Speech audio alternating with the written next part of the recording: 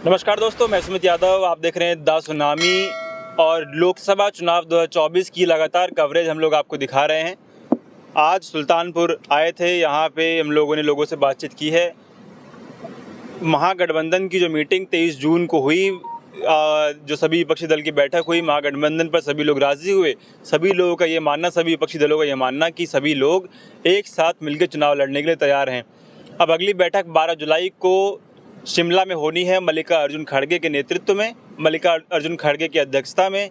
क्या निर्णय वहाँ लिए जाएंगे वो भी बहुत अहम है, लेकिन उससे पहले क्या तैयारी सभी पार्टियों की है उत्तर प्रदेश के संदर्भ में अगर हम लोग बात करें तो अगर क्या गठबंधन सफलतापूर्वक हो पाता है तो जयंत चौधरी, चंद्रशेखर रावण, राहुल गांधी, अखिलेश यादव और पूर्व में पल्लवी पटेल के नेतृत्व में चुनाव होगा। लेकिन वहीं दूसरी ओर ओम प्रकाश राजभर जो कह रहे हैं कि सभी विपक्षी दलों को मायावती को मना के उनको प्रधानमंत्री का चेहरा बना देना चाहिए। तो क्या अगर ओम प्रकाश राजभर, ओवैसी और मायावती एक साथ होती हैं तो कितनी मुश्किलें अखिलेश यादव, राहुल गांधी के लिए खड़ी हो सकती हैं? इस पर बातचीत करने के लिए हमारे साथ दारा सिंह यादव मौजूद हैं, सामाजिक कार्यकर्ता हैं और पूर्व में समाजवादी पार्टी का हिस्सा रहे।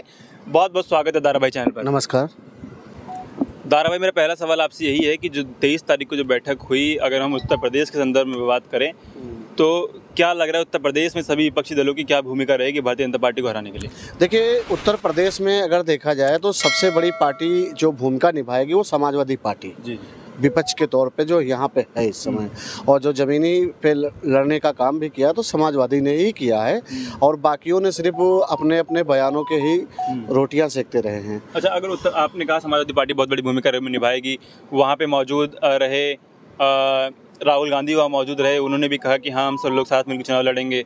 जयंत चौधरी गठबंधन का हिस्सा पहले से हैं, लेकिन ओम प्रकाश राजभर का बयान आया कि मुझे अगर बुलाया गया होता तो मैं भी वहाँ जाता। उनका ये कहना कि मायावती को प्रधानमंत्री का चेहरा बना देना चाहिए सभी लोगों को मिलके। तो मायावती क्योंकि वहाँ मौजूद नहीं थी, ओम प्रकाश राजभर वहाँ मौजूद नहीं थे और मुसलमानों के बहुत बड़े नेता ओवैसी साहब माने जाते हैं, तो वो भी वहाँ मौजूद नहीं था। अगर उत्तर प्रदेश में इन तीन पार्टियों का गठबंधन होता तो क्या किन मुश्किलों का सामना विपक्ष कर सकता है? देखिए, पूरा देश जानता है कि देखिए बी टीमें हैं। ये जब कोई चुनाव आया है या कुछ होता है तो ये भारतीय जनता पार्टी का ही साथ दिए हैं। चाहे ओम प्रकाश राजभर ले लीजिए, चाहे ओबीसी ले लीजिए, चाहे मायावती जी ले लीजिए, उन्होंने कभी भी समाज से हटकर ही फैसला लिया है, समाज के हित में कोई फैसला नहीं लिया है। तो इनका कोई चेहरा नहीं था और इसलिए इसी महागठबंधन में इनको नहीं बुलाया गया है। तो अब आपने कहा कि समाजवादी पार्टी जो है सबसे बड़ी पार्टी है, समाजवादी पार्टी सबसे बड़ी पार्टी उत्तर प्रदेश में है विपक्षी दलों में। तो किस तरीके से क्या तैयारी समाजवादी पार्टी की और किस तरीके से समाजवादी पार्टी कांग्रेस मिलके भारतीय जनता पार्टी को यहाँ पे हरा सकती है? देखिए, समाजवादी पार्टी बड़ी पार्टी उत्तर प्रदेश के लिए मानी गई और यहाँ 80 सीटें हैं। तो यहाँ का जो मुख्य भूमिका होगा अखिलेश यादव जी के चेहरे पे ही चलेगा। ठीक है, ये आपको भी पता है और समाज को भी पता है और देश को भी पता है। और मैं तो चाहता हूँ कि अगर ये जब चुनाव हो ही रहा है भारत में भारतीय जनता पार्टी को हटाने के लिए, और जिस तरह से युवा इनको अखिलेश यादव जी को पसंद करते हैं, तो हमें लगता है कि प्रधानमंत्री का चेहरा अखिलेश यादव जी को भारत में बनाना चाहिए। मैं इस सवाल पर मैं आने ही वाला था, क्योंकि उत्तर प्रदेश जो है वो राजनीति का सूबा माना जाता है। 80 सीटें हैं, सबसे ज़्यादा सांसद दिल्ली भेजने वाला राज्य है उत्तर प्रदेश। तो आपने कहा कि प्रधानमंत्री का चेहरा होना चाहिए, 80 सीटें क्योंकि उत्तर प्रदेश से आती हैं। तो कितनी सीटें अगर समाजवादी पार्टी या समाजवादी पार्टी का गठबंधन उत्तर प्रदेश में जीत के लाता है तो आप समझते हैं कि दावेदारी अखिलेश यादव प्रधानमंत्री पद की कर सकते हैं? देखिए, अखिलेश जी अगर 45 सीटें ले रहे हैं और उस पे विजय पा रहे हैं तो उनको चेहरा बनाना चाहिए प्रधानमंत्री। ये सवाल इसलिए है क्योंकि उनसे बहुत सीनियर नेता इस समय जो हैं, क्योंकि वहाँ पे मौजूद रहे मीटिंग में। लालू यादव भी हो सकता है इस बार चुनाव लड़ें, क्योंकि बहुत सक्रिय दिखाई दी और उन्होंने जिस तरीके से कहा कि हम फिट हो गए हैं और भारतीय जनता पार्टी को, नरेंद्र मोदी को फिट कर देंगे। नीतीश कुमार वहाँ मौजूद थे, अखिलेश यादव से बहुत सीनियर हैं। शरद पवार वहाँ मौजूद थे, अखिलेश यादव से बहुत सीनियर हैं। तो इन सब सीनियर नेताओं के बीच में किस तरीके से दावेदारी अखिलेश यादव अपने प्रधानमंत्री पद की देंगे? देखो, हम बता रहे हैं, मैं लालू जी का भी सम्मान करता हूं और जो सीनियर नेता थे उनका भी सम्मान करता हूं, किसी का अपमान नहीं करता हूं। मगर जो आप राज्य के हिसाब से देख लीजिए, जैसे कि महागठबंधन में ये भी एक नारा दिया गया है कि जिसकी जितनी संख्या भारी उसको मिलेगी हिस्सेदारी, ठीक है। तो जब हिस्सेदारी की बात आ रही तो आप राज्य के हिसाब से देख लीजिए, सबसे ज़्यादा अपने उत्तर प्रदेश में सीटें निकलेंगी, ठीक है। और उत्तर प्रदेश में जो महागठबंधन का चेहरा होगा वो श्री अखिलेश यादव जी ही होंगे। उसके अलावा जो हैं तो वो भाजपा की बी टीमें हैं, उन पे हम कोई उम्मीद नहीं कर सकते और जनता भी उन पे उम्मीद नहीं करती है। तो इस आधार पर मैं बोल रहा हूँ कि प्रधानमंत्री जी का जो देश का चेहरा देना चाहिए तो अखिलेश यादव जी का देना चाहिए। किन मुद्दों को लेके महागठबंधन 2024 में आगे बढ़ेगा, किन मुद्दों को लेकर जनता के बीच में जाएगा महागठबंधन? देखिए, किसान के मुद्दे होंगे, बेरोजगारी होगा, महंगाई होगा, और क्या सबसे बड़ा हमारे उत्तर प्रदेश से लेकर अगर देश में देखा जाए तो महिला का जो कानून व्यवस्था लेकर हो रहा है, खिलवाड़ किया जा रहा है, ये सबसे बड़ा मुद्दा होना चाहिए। अच्छा, आपने किसानों की बात करी। भारतीय जनता पार्टी लगातार कह रही किसान उनके राज्य में खुशहाल हो गए, वो 6,000 रुपये आता है सालाना, सम्मान निधि मिल रही है किसान को। देखिए, जो मिलता था, जब मिलता था तब मिलता था, अब वो भी रोक दिया गया है। कहीं कहीं गाँव में देखा, मैंने जाता हूँ गाँव में, देखता हूँ, सुनता हूँ, पूछता हूँ, तो यही बताया जा रहा है कि अब उनका जो निधि है वो रोक दिया गया है। वो देखिए, भारतीय जनता पार्टी देखो झूठ का जो छलावा किया है जनता के साथ, जनता से भी आप लोग जुड़ते होंगे, मिलते होंगे, बात करते होंगे, तो वो भी बता रहे हैं, हकीकत बता रहे हैं। तो भारतीय जनता पार्टी का काम है सिर्फ लोगों को झूठ बोलकर अपनी तरफ सत्ता लेना।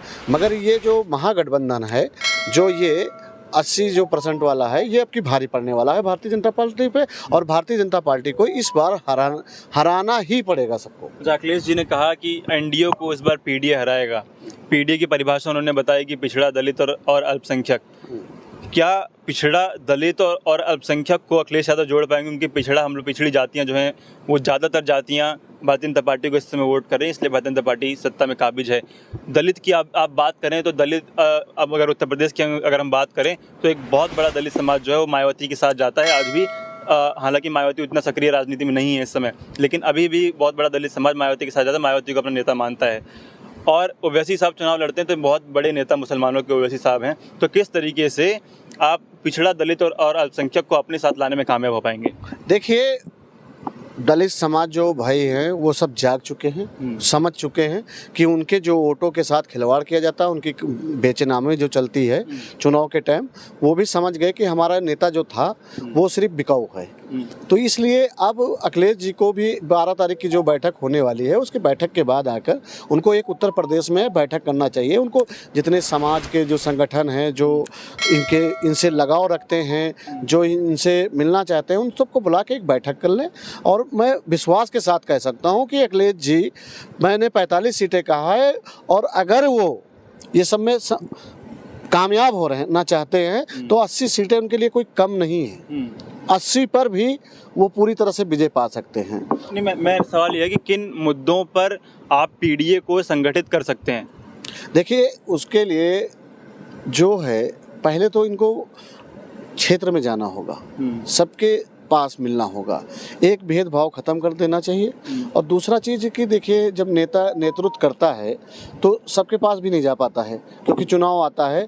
तो इनको ये देखना पड़ेगा कि जो समाज को जिस तरह से बौखलाया जा रहा है, इनको मीडिया के साथ साथ अपने पोस्टर वर्क, अपने जो बूथ अध्यक्ष हैं उन तक की बात पहुंचाना चाहिए, और उनके जो बूथ लेवल के जो नेता हैं उनको गांव-गांव में जाकर अपने समाज से मिलना चाहिए और जोड़ना चाहिए उनको, संगठन को मजबूत करने के। हाँ, संगठन मजबूत होगा तो 80 सीट के पूरी विजय प्राप्त कर पाएंगे यहाँ उत्तर प्रदेश में। लगातार समाजवादी पार्टी और अखिलेश यादव 80 सीटें जीतने का, यानी कि 80 सीटें भारतीय जनता पार्टी को हराने का दावा उत्तर प्रदेश में कर रहे हैं। किस तरीके से गठबंधन और किस तरीके से सीट शेयरिंग होगी? आगे कई मीटिंगें जो होनी हैं, जो अगली मीटिंग 12 जुलाई को शिमला में होनी है, कांग्रेस के अध्यक्षता में, मल्लिकार्जुन खड़गे की अध्यक्षता में। तो उस मीटिंग से क्या निर्णय निकल गया, तो वो भी देखना बहुत ज़रूरी है। हालांकि फिलहाल ये बात तय है कि सभी विपक्षी पार्टियां भारतीय जनता पार्टी को हराने के लिए एकमात्र इस मकसद से आने वाला लोकसभा चुनाव लड़ने की पूरी तैयारी कर रही हैं। उत्तर प्रदेश में क्या भूमिका अखिलेश यादव की रहेगी, क्योंकि बहुत बड़ा सूबा, 80 सीटों वाला सूबा जो कि प्रधानमंत्री बनाता है, किस तरीके से अखिलेश यादव उसको, अपनी भूमिका को, अपनी जिम्मेदारियों को निभाने में कामयाब होते हैं, और क्या अगर कामयाब होते हैं तो क्या प्रधानमंत्री पद के प्रबल दावेदार अखिलेश यादव बन सकते हैं? ये भी एक बहुत बड़ा सवाल है। फिलहाल ये वीडियो में ख़त्म कर रहा हूँ। आप लोगों की क्या राय है पीडीए पर? आप लोगों की क्या राय है अखिलेश यादव की इस दावे पर कि वो 80 सीटें भारतीय जनता पार्टी को उत्तर प्रदेश में हराने में कामयाब रहेंगे? और जो विपक्ष की एकजुटता है, विपक्ष की एक गोलबंदी है, उस पर आपकी क्या राय है? कमेंट बॉक्स में देना ना भूलें। फिलहाल ये वीडियो में ख़त्म कर रहा हूँ। आप लोगों से मुलाकात अगली वीडियो में होगी। जुड़े रहे हमारे साथ, तब तक नमस्कार।